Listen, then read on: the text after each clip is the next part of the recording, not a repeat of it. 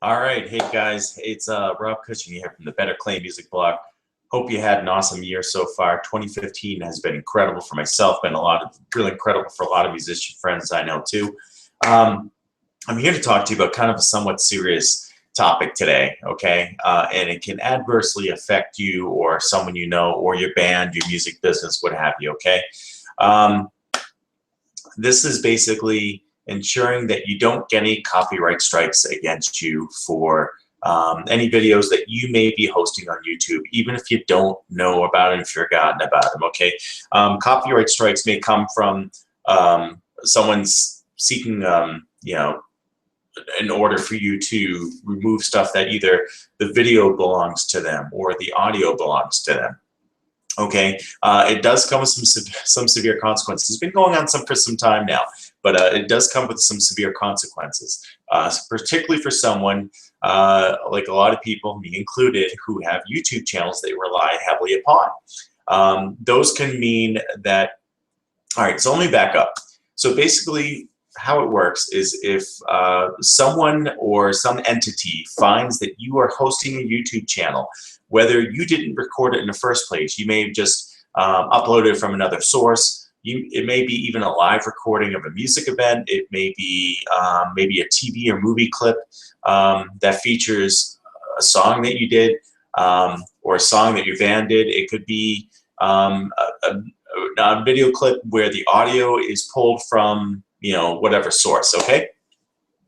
So what happens is if a particular party finds that on YouTube, they'll contact YouTube, and YouTube will, without warning, give you a copyright strike. Now what happens with a copyright strike is this. It lasts for 6 months unless there's an appeal process. I'll give you a few links at the bottom of this below. There's an appeal process where you can kind of go through and either submit a counter notification or redaction. But here's what happens if someone does, if someone gives the right, the process through so that YouTube ends up giving a copyright strike. You lose the ability to create unlisted videos. So any video you create can only be public or private. You cannot start or host a Hangouts on Air session, which can really suck if you rely on that. And you cannot have a video on your YouTube channel is over 15 minutes, okay? And that lasts for 6 months, provided you are in good standing, whereupon you will be reinstated, okay?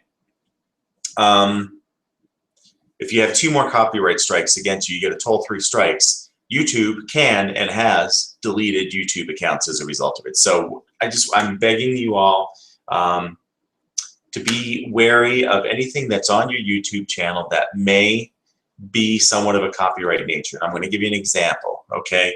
I'm going to give you me as an example, okay? It wasn't too long ago. It was actually, I received a notification from YouTube saying that a company, I'll name here, Viacom, had found a video of mine that I had uploaded 7 years ago, and I actually forgot about it. It's a 14-year-old video, and it was a clip of MTV's Undressed. This is a show that actually debuted back in, this particular episode was October of 2001. Okay, that's going back a ways, guys. I had it on there. I recorded a clip of video because it featured a band of mine at the time who had been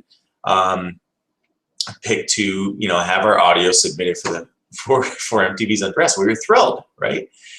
So okay, awesome, and then I didn't think anything of it and recorded it because I had a lot of people say, yeah, sure, you were on MTV. It's like, all right, fine, here's video proof. So I threw it up on MTV. I'm sorry, I threw it up on YouTube. That was 7 years ago. I pretty much forgot about it since then, until YouTube sent that reminder. So and sent me a copyright strike. And there's no warning, guys. There's no grace period. There's no nothing like that. And I was like, oh my God, what can I do? I rely on Hangouts on Air to be able to do video conferencing. I got to be able to host YouTube videos that are unlisted because of their confidential nature as to what I do with my blog, and also to what I do with other businesses I'm in too. Okay, so that hit pretty hard. That hit pretty hard at home for me. So here's what I would suggest doing. Okay, and they actually suggest doing this to you. Okay, here's your call to action.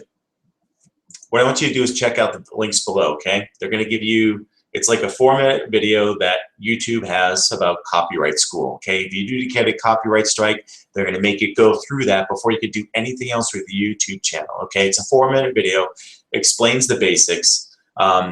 After I watch it, I got it. There is what they call a counter notification. So if you think you were wrongly given the strike, you can submit a counter notification. And then what you can also do is you can contact the original party and ask them to retract that claim. So what I actually ended up doing, because Viacom was in the right, I had a clip of MTV video on there, even though it was my band, it was our song. It was still their video clip with the dialogue. It was like about a 30-second clip, but it was still theirs. So I wrote to Viacom. I contacted the legal department. I was just like, hey, look, hadn't realized that I had that up there for years. If you guys had given me some type of grace period, I would have gladly taken it down. So, I worked with them on it. And I want to thank you guys to the Viacom legal department. Appreciate it. And basically I said, look, if you could just delete the video and then ensure it's deleted, we'll retract it, which I did and they did. So I'm back to normal. That's why you haven't seen a lot of stuff from me in the last few weeks regarding the Better Claim Music blog. It's really been because of that. So let's see. So call to action. Okay. So guys, again, I just really want you guys, my fellow musician friends, recording artists, music companies, record labels, what have you. It's just a matter of compliance anyway. They're really cracking down on it. I would hate to see anybody lose any features or lose their YouTube channel in general. It's a really cool feature to have and really cool asset. Doing wonderfully today. It's a really cool,